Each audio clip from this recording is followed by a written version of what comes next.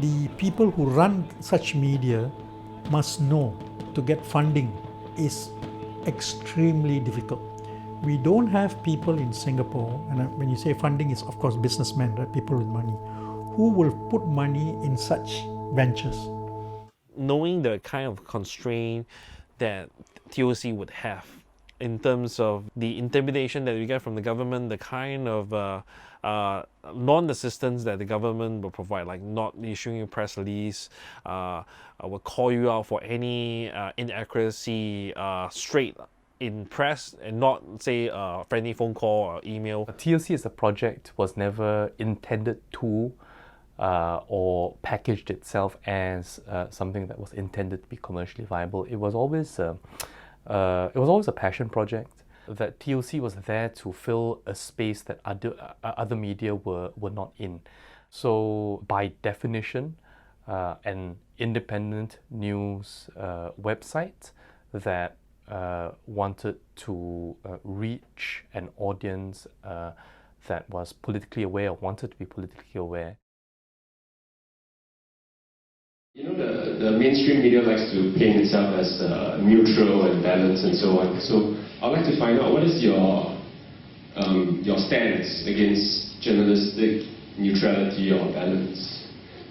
I think it does readers a disservice to insist that any publication is neutral and solely reporting the truth, because, as Julian said, right, it obscures the fact that no journalist can ever be 100% neutral and objective. Everybody comes from somewhere, and our backgrounds inform the way that we write and the way that we report and the way that we interview, the way that we decide what stories we want to report, the way we decide what is a story even, and the way we decide what quotes make it into a story and what quotes don't, are all informed by the journalist. The journalist makes that judgment call, and this judgment call comes from our own views, our own backgrounds, our own analysis of the situation. And so it's not possible for anything to be fully neutral and objective, and to pretend that is actually a disservice to the media literacy of that society. I noticed there are more and more English websites on news, but not so much on the other languages like Malay, Tamil or Chinese. So will you be able to provide any insights into this trend? Independent is not really doing multiple languages. It's hard enough just managing 12 journalists in-house, right? So we're trying to build on competency issues. We're trying to brief them on policy positions. We're trying to tell them and teach them various things. That's just doing it in one language, and yet there are many times you got it wrong. So in order to do it in multiple languages, it means I need to find editors who are capable of translating the same material into different languages. It's not as simple as putting it on Google Translate and voila, I have it in Mandarin. Voila, I have it in Malay. Because you'll lose the subtleness of telling the story. We've been talking to a lot of people to find out how younger Singaporeans today consume media. And one of the things that we've been hearing a lot is that for younger Singaporeans, they don't discriminate between what's mainstream media or what's alternative media. To them, everything is digital. And so I think that is where I think the challenge ahead lies for all of us, whether we're independent media or not. Because fundamentally, right now, the backdrop of this is that the way the media operates today is fundamentally broken. And I say that because right now, what makes the news isn't always what's newsworthy. The word that we hear so much is the word virality. And what is viral is not necessarily what is newsworthy. This is basically the challenge that all of us are going to face as we move forward. As media, do we want to capitalize on polarizations, or do we want to, in some way build bridges? First of all, I'd like to thank you guys for being here, because Singapore has historically been one of the last countries ranked on the World Press Freedom Index, so thank you guys for all offering an alternative voice.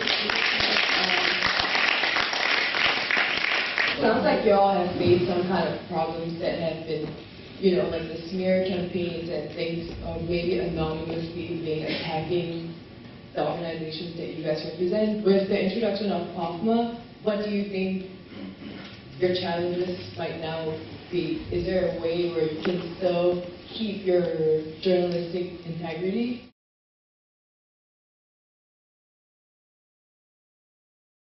As much as we think that the government is very authoritarian, I think our impression is that they are growing increasingly sophisticated, and they are starting to recognize the relevance of independent media, and there are a lot of people within the government who are willing to make certain concessions. Now, whether or not that speaks to the wider party ideology, I don't know, and whether it will actually translate into certain realities for how independent media operate, I don't really know.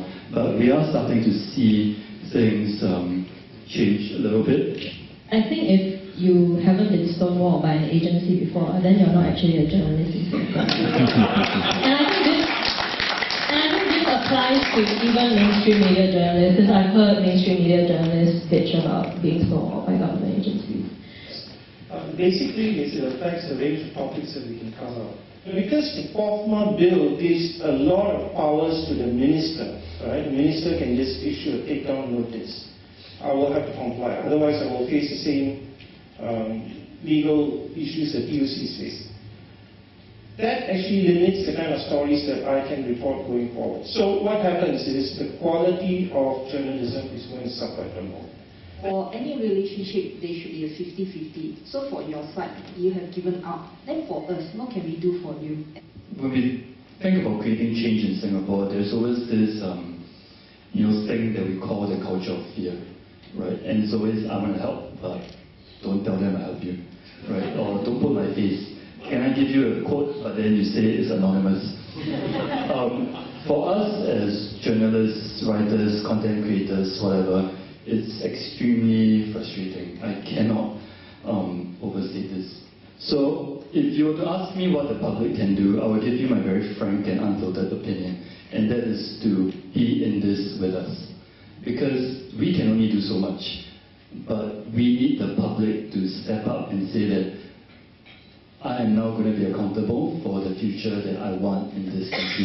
And this isn't just, whether it's related to who you vote for. It could be, things like, rental housing, LGBTQ plus issues, whatnot. Whatever your, personal interests or passions lie. What we need in this country right now is for people to speak up and to put their face where their words are. So I think that would really help. Yeah.